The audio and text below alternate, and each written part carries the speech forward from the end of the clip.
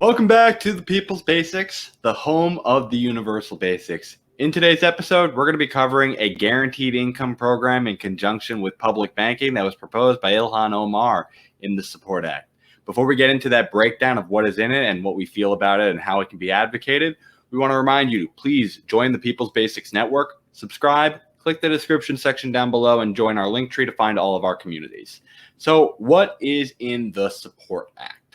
The Support Act contains four main things. First, it has the Office of Guaranteed Income Programs, which is basically the group that's going to administer it, give the definitions to it, make sure that everything's being handled for both the rollout of these income programs as well as the finalized nationalized version of a guaranteed income that they hope to achieve. Second is these programs, these pilot programs that they want to roll out across the country that they want to do between 2023 and 2027. It's going to be allocating $2.5 billion in aid that's going to be spread out per year, so $500 million per year. And the program requirements to be able to be a recipient of one of these grants is that you have to have it be providing at least $50 per individual, and it has to have at least 500 recipients on the program, and that it be providing it to long-term residents, people who have been here for at least 18 months, as well as the fact that these cannot be touching any federal assistance programs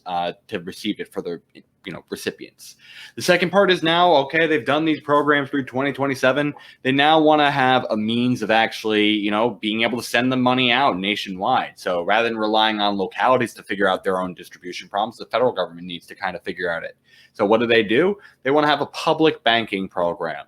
So what this is going to do is create an account at the Federal Reserve that's going to be a pass-through account to you all and myself, hopefully. And so we are going to be getting an account that has all the normal basic banking type services, from debit cards to online banking to handling checks to being able to have mobile banking to customer service to automatic bill pay. That's all going to be kind of included. And it's going to be a fee-free program that they're going to be having set up. And they aim to do this by having also physical branches located at your post offices, as well as any CDFIs that are currently in your area. So this is going to be basically the way that they're going to have an automatic way to distribute you money. You're going to have an ability when you check off the box to apply for the guaranteed income program, a box that you can say, hey, okay, I want this sent to my new public banking account.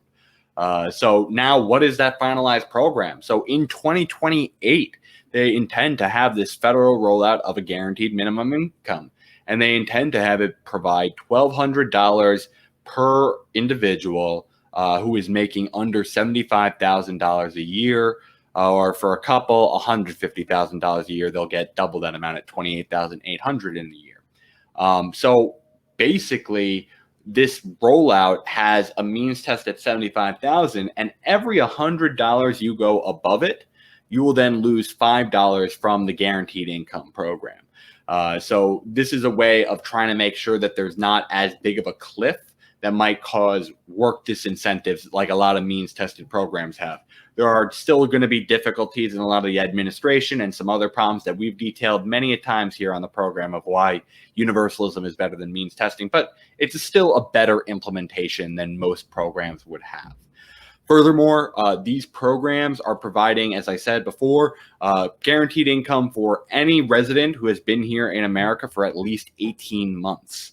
So it's going to be all legal residents being able to access this benefit. And it's not going to have citizens who might be abroad who are not taxpayers to America getting it as well. On top of that, it's going to have an automatic adjustment for inflation over time so that we don't have to have these constant battles trying to update the amount of basic income that is being provided. So the last thing I should note on these programs is that it's also going to not count as, income. It's going to be a tax credit that is going to be exempted from all of these federal assistance programs. So they wanted to stack on all these programs. So my main takeaways as an opinion on this matter is that these programs are fine. Wholeheartedly endorse them. It's going to do a massive amount of good to end poverty. There was a study by the UBI Center that really showed that how much of the poverty it basically eliminated. It was basically near all. And that essentially the cost of this bill would come out to roughly $3.75 trillion per year.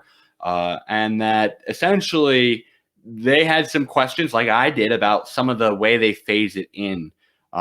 So, I mean, their main concern was the rollout method, going from all these little programs that are smaller amounts and done on a locally administrated level to a big federal rollout all in 1 year in 2028.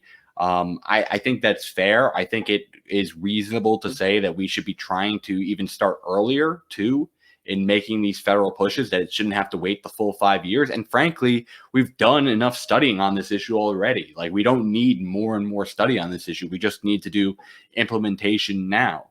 On top of that, I mentioned the whole point about means testing, but the big thing to me as well is, how is this going to be funded? We have no sense of how this will be necessarily funded. I'm optimistic. There are a lot of different ways you can fund it. But we still need to get into those nitty gritty. So we are going to have to make these revisions as we go along. But this is the first guaranteed income bill in this Congress. And so this is the only thing we have that can be a permanent push for basic income at this moment. Now, if we can get more people into the House and into the Senate, maybe we get other bills that are quicker and universal and all the things that we would like. But this is the big rallying point that we as a community have now to try and move the ball forward on a basic income. So now to give you the quick form summary so that I can clip this out later for everyone who wants to hear more about the Support Act. So here's the short form summary on the Support Act. It establishes the Office of Guaranteed Income Programs under the Treasury that will do the administration definitions for the administration of pilot programs, as well as the eventual federal guaranteed income. It'll have guaranteed income pilots that is going to be $2.5 billion in grants over 5 years, requiring at least $50 per individual, 500 individuals in the study. It's going to go to all legal residents, and it's basically going to be having a requirement that it doesn't impact your federal aid. Then they have a banking program, provides all basic banking services administered through the Fed and having branches at postal offices as well as in CDFIs, and that it's going to be fee-free. So that is the banking side. And then in 2028, they're going to be having a actual guaranteed income of $1,200 a month for anyone making less than $75,000 a year, couples $150,000 or less, and that it's going to have a phase out of $5 less for every additional $100 in income that you make. And then this will also not touch any of your federal assistance benefits. And it's not going to be restricted by citizenship status. It's going to be for all legal residents who have been here for at least 18 months. We don't know details about the funding methods yet. And so that is something that's still left to be seen.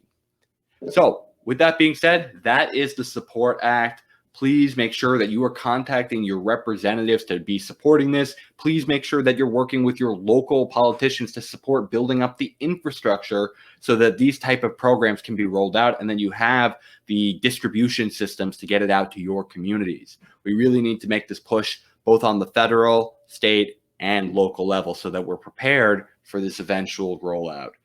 That being said, we also want to encourage you again to come join our network. We need your support here at the People's Basics to support the Universal Basics, because we here are the home of the Universal Basics. So please make sure that you are subscribed.